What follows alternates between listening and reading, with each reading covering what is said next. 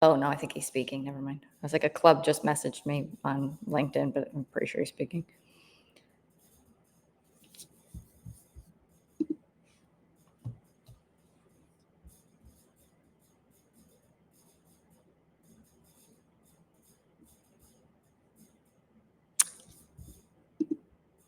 Welcome to this month's webinar, everyone. Good morning, good afternoon, good evening. I think for maybe some of you, this month or this time, we are doing part 2 of understanding tariffs and what they mean for the racket sport industry. I am Robyn Duda.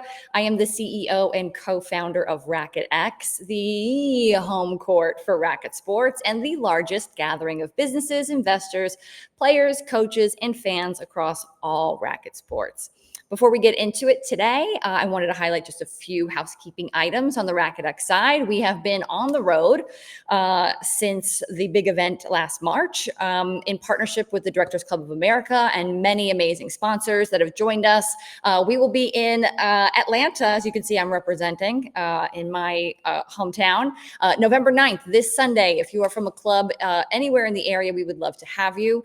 And then Orlando, January 22nd. If you're a director of racket sports, an owner of a club, you're looking to build a club, you are part of the industry on the club side, this event is 100% for you. We want to bring you more solutions to your biggest challenges, access to each other, and be able to network. And selfishly, I say this every time, I love being in the field. I get to know our audiences and our team gets to know our audiences much better, and that will help us develop even better products and events for you in the future. If Atlanta and Orlando will be anything as good as the prior 3 in Austin, LA, and Philly, it's going to be a great day. Tickets also, just a reminder, are live for Fort Lauderdale, which is March 13th to the 15th. Like I said, Fort Lauderdale, not Miami this year. For those of you that have joined us in the past, we're very excited about that move. And we can't wait. It's going to shape.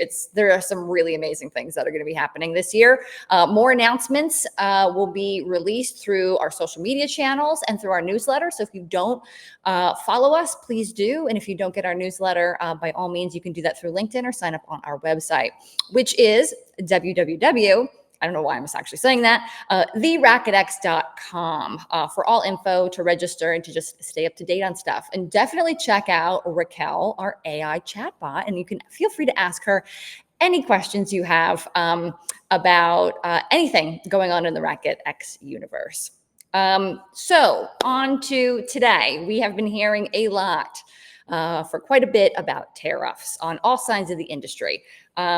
In part 1, we're lucky enough to have Bonnie McLaughlin, VP of External Affairs and Industry Relations at SFIA, here with us, who broke down the then current tariff situation, what it means for manufacturers, retailers, clubs, and how industry leaders can prepare for what's next. She is going to join us. Bonnie, welcome. Hello, thank you very much. Ramble on. Thank you very much for having me back. It's great to see you again.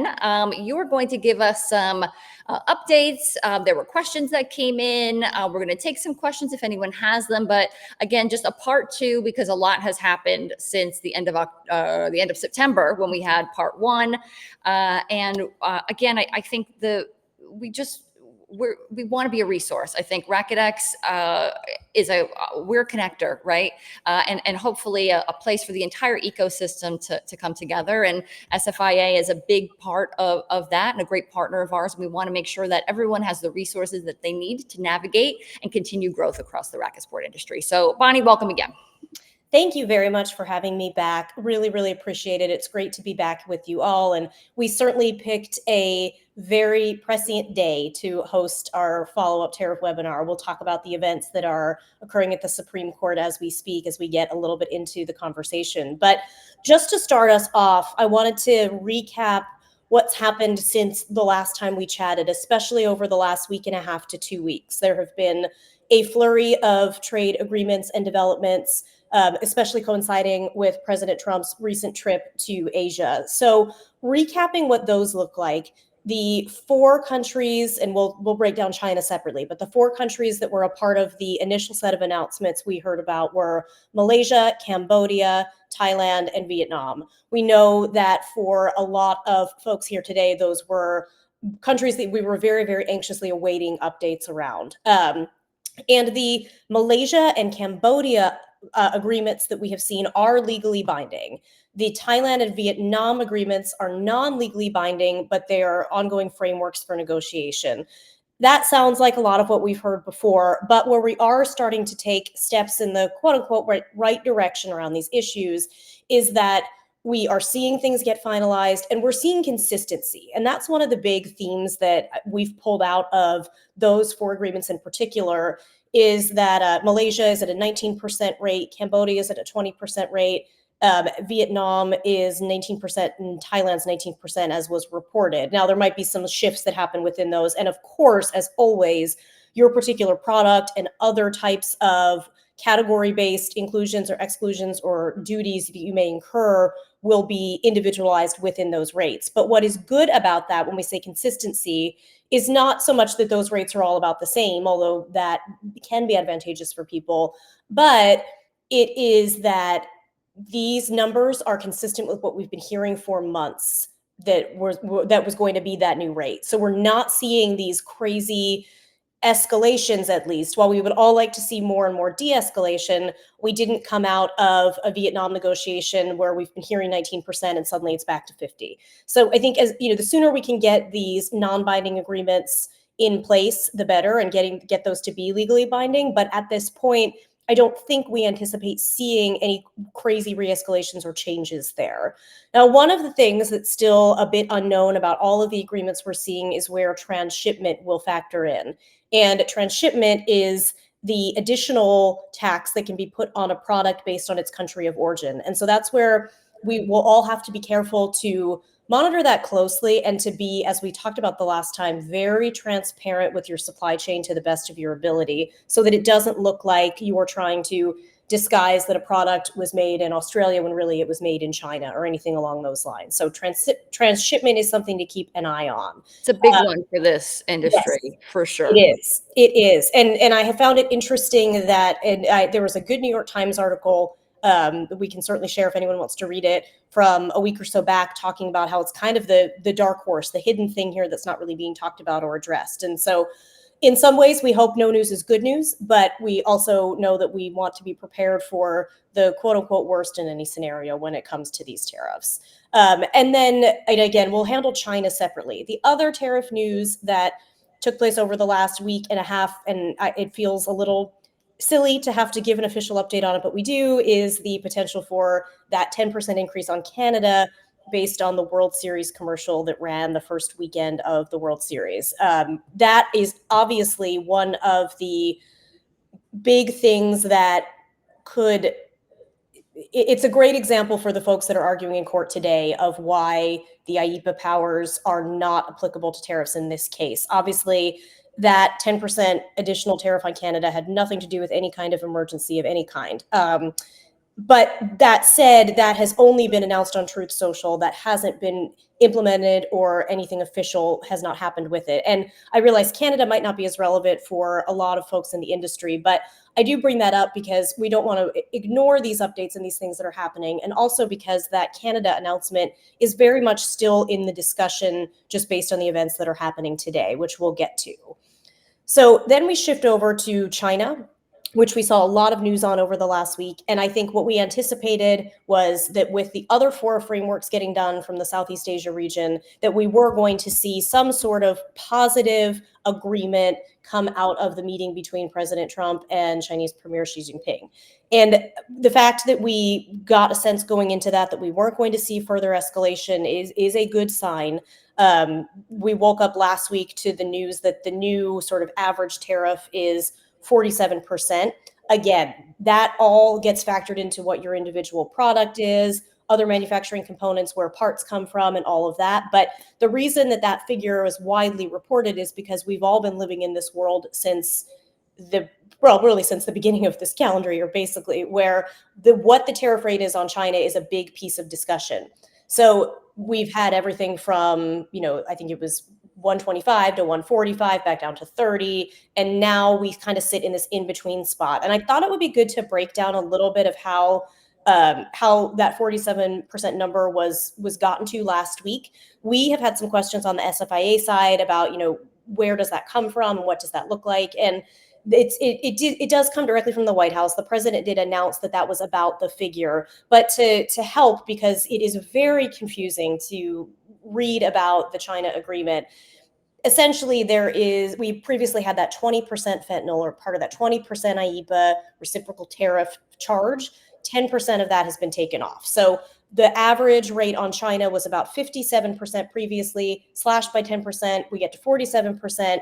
And the rest of that tariff is composed of tariffs that were essentially put on during the first Trump administration. So around a 25% amount. So again, that's where each product is a little bit different. And that's where the administration and this China agreement still have some clarifications to do. I would assume that most people on the webinar don't live on refreshingwhitehouse.gov all the time. But if you do, like me, what do you mean, Bonnie? we saw 2 announcements posted this morning that provide some more substance on the China trade agreements, but not really things that are anything new or different for our industry in particular. It just clarifies that the harmonized tariff schedule code for products that come from the China region are now subject to a 10% reduction. One thing to note is that reduction is applicable on goods that are withdrawn for consumption after 12:01 a.m. on November 10th. That had been one question that was unanswered that now is answered. Now, we'll see if that stands, but that's what we can plan on for now. And what both of those announcements did that I thought was especially interesting, given the timing of things, is one kind of laid out what they view as the arrangement, was the word they used. And it talked about essentially a lot of the pathways for changes to be made to this arrangement should China not comply or not implement the things that the US wants them to implement. And probably a lot of us do know from having to read through these agreements that our industry is not one that's really getting spotlighted or highlighted, and that can be for better or for worse. But we are seeing a lot of the focus of these agreements be around critical minerals, rare earths, and agriculture, and then investments that these countries are making in the US. So there's more details about some of those things in some of these announcements. And curiously enough, and I think probably because there was a lot of confusion, the administration has walked back clarifying what the set tariff on China is, and they are now just using the language that it's essentially 10% less than what it was previously. So again, I think there's probably some pushback, knowing from the channels that we have from the industry side around confusion about what that figure looks like, and the actual finalization of these agreements, and and China being on board with everything that's been laid out in those agreements. So the other announcement that was a part of last week's Word on China was that there are certain Section 301 tariff expiration extensions until November 10th of 2026. The list of those has yet to be clarified. However, as we just talked about, our industry has not tended to fall into any of these previous exemption lists, and it has been more the other categories that we discussed. And there's also a little bit more of a lesser known provision regarding the China Shipbuilding 301 investigations, which is something that SFIA has been commenting on and been a part of regarding port fees. So essentially, if you are on a vessel that is coming from China, we have been making the argument that you should not be paying a fee at every port. You should be paying a fee at your one port of entry because of course, cost, but also the way that will clog up the supply chain, and people going to smaller ports to pay fewer fees who don't have the capability to get those products into the US supply chain as quickly as you would want them to be. So that's something that we have been championing work around. Any responsive actions for China Shipbuilding 301 are also suspended for the next year, so until November 10th, 2026. So there are some, again, kind of slight silver linings coming out of this. And then there's also this overarching concept of annual negotiation. And I think that's something that probably made all of our stomachs a little bit of Twitter, just given all of the uncertainty that we do see out there. And so I think what we do have to take away is that China is going to continue to be an uncertain environment. We are getting more certainty in a lot of other countries in the region, and we know that a lot of people in the industry have diversified their supply chain, and that we are going to continue to ideally see certainty there. But China will continue to have its uncertainties. I do think if we can get to a place where we have a few consistent months of lack of escalation with China, kind of lack of that drama, if some of those relationships can be mended a little bit at the highest levels of the administration. If we start to see some consistency, then we may see some falling out of the spotlight of China, and that might actually be a good thing for the industry because we won't necessarily be subject to changes.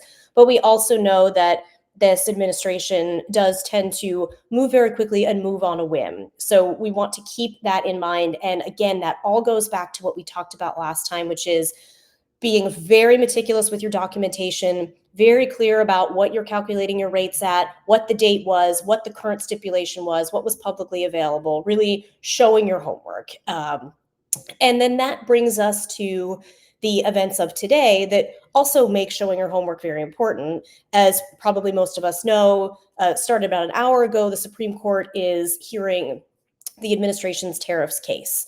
And so this case is being argued by, or last I heard, was being argued by the administration, who was being questioned by judges across the board. Both the more conservative and more liberal judges were, at least initially, asking a lot of good questions and painting a lot of skepticism about the administration's tariff policy. Now, that said, those judges are also going to hear arguments from the group of small businesses and states that brought the case. So I'm sure that they will be just as critical, as is their job to be, on that part of the argument. But that is expected to that hearing is expected to be expedited. So we don't anticipate that this is going to be something we don't get a ruling on until next summer, when the Supreme Court typically issues a lot of their rulings. As I think we talked about the last time, there's a bit of a consensus that there's a good chance we will have clarity by the end of the calendar year. And in large part, that is so businesses can quote unquote plan, even though we know we all have to be planning now for Q1 and beyond, or even farther. But the idea is that we will have a more expedited ruling on this. And then going back to what we discussed the last time, as a reminder, there are a couple of buckets into which this ruling can fall. IEEPA can be struck down entirely, and it's just done, and this is not something that the administration can use to enact tariffs. Now, if that is the case, there are other ways that the administration can enact tariffs. We've seen it with 301s, we've seen it with 232s, and there are some other lesser known options that are out there. So that is one. There is kind of a middle ground where they may say that some of the IEEPA tariffs apply and some don't. So could they say that Canada and Brazil, for example, were not necessarily emergencies, but might they uphold some of China because of fentanyl? That's a possibility. There is a case where the businesses that are subject for tariff refunds may only be the ones that brought court cases. Now, what that does within the states would be determined by the lower courts. So whatever this ruling is, it will go back through those lower courts. And then there's the sort of, pro-nuclear option, which is everything struck down and everyone gets a refund. That feels very unlikely given the economic infusion, for lack of better term, and also just given the infrastructure that it would take to enact those refunds. But keeping in mind, and as a bit of a motivation to just be doing that homework and being really detailed in what you're tracking with your products and your business, is that sense of, if there is an opportunity to apply for some sort of refund, then you've got everything there ready to go and you can very easily do that. So there will probably be some sort of application process. It wouldn't be, an ideal direct deposit back into the business bank account, so to speak. But that's something for us all to keep an eye on. Something that we are trying to be we're really trying to manage expectations around what happens with this court case right now. There is a lot of fervor. There's a lot of media around it. And the general sentiment, as we all know and share, is that tariffs are not good and they are not a popular policy. That said, though, it doesn't mean that the court will go that way and be swayed that way. The administration's case is not particularly strong, and we do all know that, but this court has also tended to be a bit of a rubber stamp for the administration. So just want to temper the expectations around that, despite what feels currently like a bit of a groundswell that we may actually get a ruling, at least in part, against the tariffs. And then something else that we are keeping a close eye on too is that there was a comment period around the Section 232 tariffs that closed on October 21st.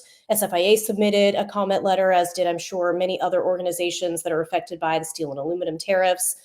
We think we make a very compelling, very strong case for why sports and fitness equipment should not be included in those tariffs. And we've got, just really a strong, thorough storyline there. And also, given the relationships we have and have been developing within the administration, we're able to not only submit that comment, but to back channel that to some of our contacts. Now, where we're a little bit stymied currently is with the shutdown. We don't know how long it will take for the comment or rebuttal period that we just entered into until a next round of potential information is published around if any of those comments were taken into account.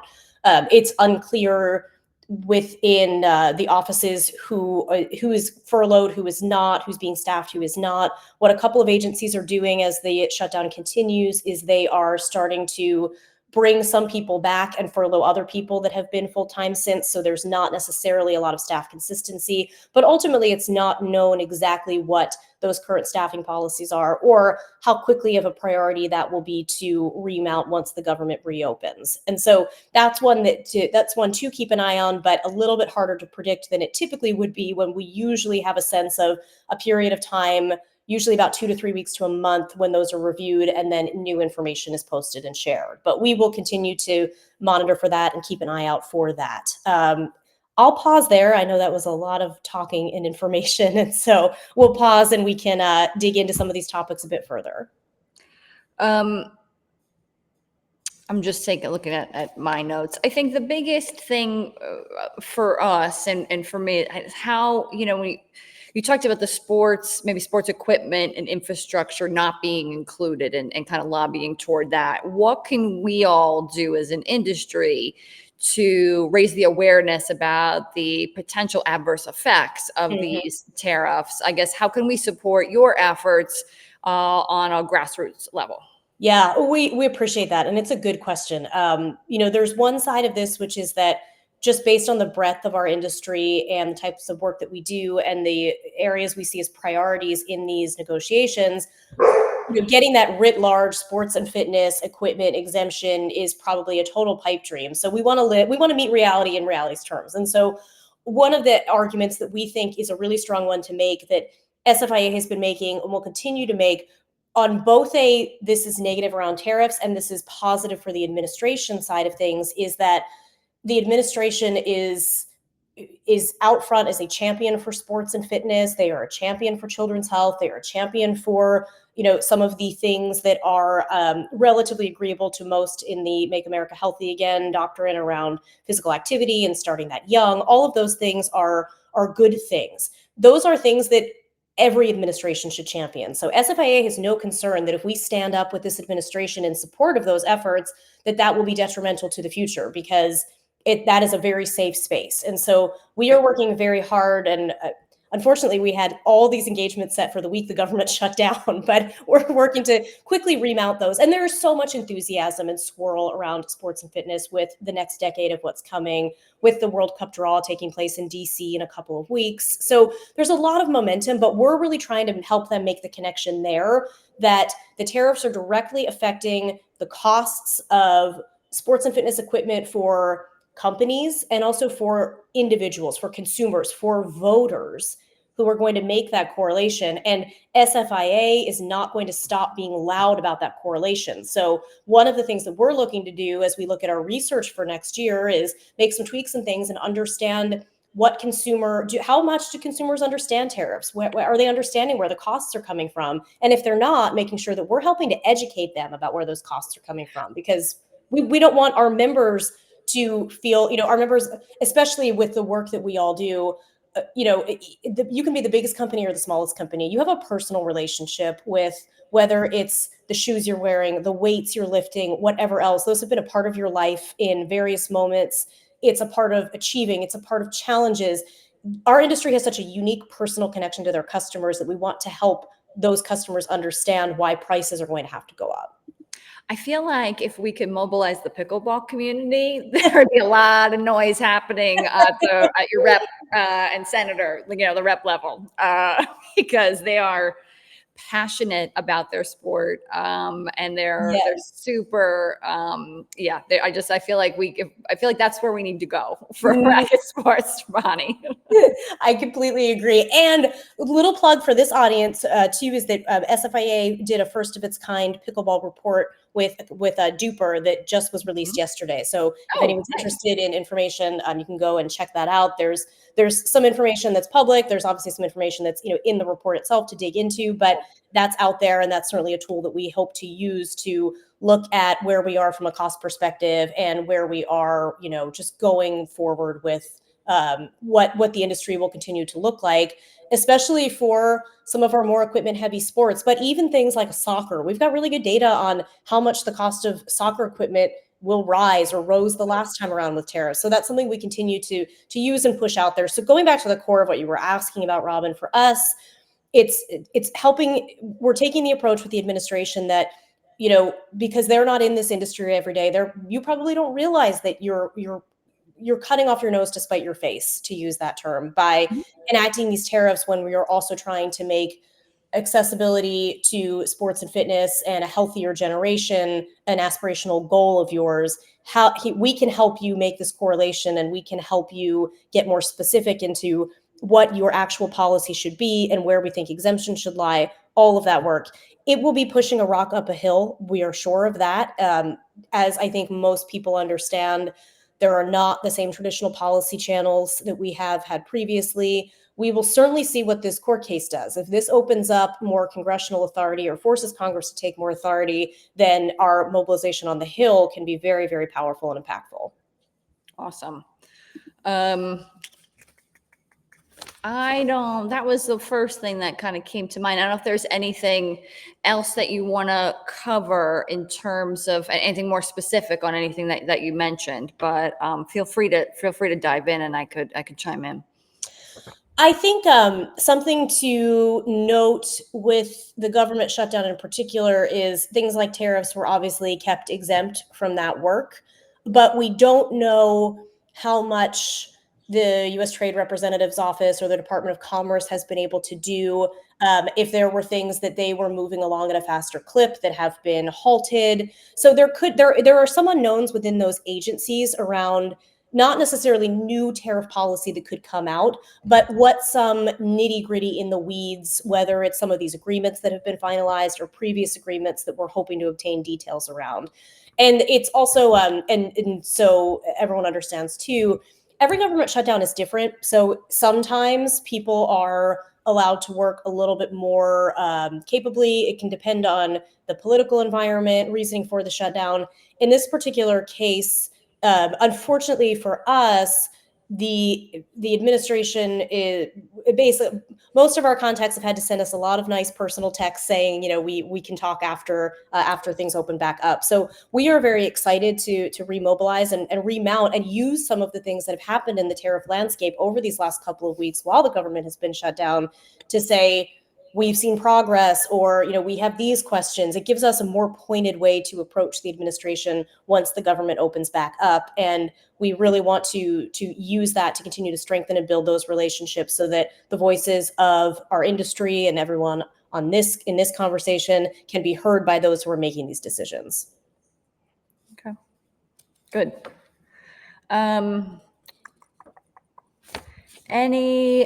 What can we expect? So moving forward on things, I guess we probably don't have any idea of any kind of timelines, but I guess, what can we, I know you don't have a crystal ball, but how do you, I guess, any Yeah. kind of advice or Mhm. what you've seen in the past with this? I mean, I guess, what could we expect between now and the end of the year? Yes. Yes. Well, without having a crystal ball, but with thinking about this a lot, I think that I think that the agreements that we have currently that are non-binding, but that are frameworks, so Thailand and Vietnam, I think those are going to keep plodding along, all moving in positive directions, meaning that, again, like we talked about, there won't be any escalations. There's probably not going to be a lot of changes. It's just groups going back and forth and finalizing those agreements. So I think we will see by the end of the year a strong, in the sense that it will be consistent and certain environment with the bulk of those Southeast Asia countries. I think that with China, some of the leverage that is being left open is to potentially see what comes of the Supreme Court case and how that ruling could affect what the tariff play on China is going to be. Because the last thing the administration would want would be to have a deal that's finalized with China, and then we on the US side have to walk it back because the policy that the administration was using to finalize that agreement is no longer considered a power that they have. And so that is one that, ideally, as we've talked about, I think everyone would want wrapped up by the end of the year, but it probably will be hinging on this case, in the sense that if there is a portion of IEPA that is struck down or all of IEPA is struck down, then the administration can work on, and I'm sure they are working on, what are the other tariff avenues that they can use to keep their negotiating leverage in place, so it doesn't go so lopsided in China's direction. Okay. All right. Yeah. Mhm. Any other, I guess, parting, I mean, we're at the half hour. Any closing remarks, parting words, pieces of advice for folks, and anything that, again, that we can continue to do to support you? We thank you for all of the hard work, especially during the shutdown, was, I'm sure, been particularly hard, as you've kind of mentioned some of this, and we all, on behalf of the entire industry, we really appreciate all the work that you're doing on our behalf. But I guess, any parting words and any way that we can be helpful to you? Yes, a couple of things, and thank you for that. I would continue to assert the sentiment that this is a time for us to come together, work together to show consistency in how we're tracking these things. So this is a time to talk to your peers, to talk to your competitors, to talk to the industry writ large, and come together. A rising tide will lift all boats here. It will make our voices louder.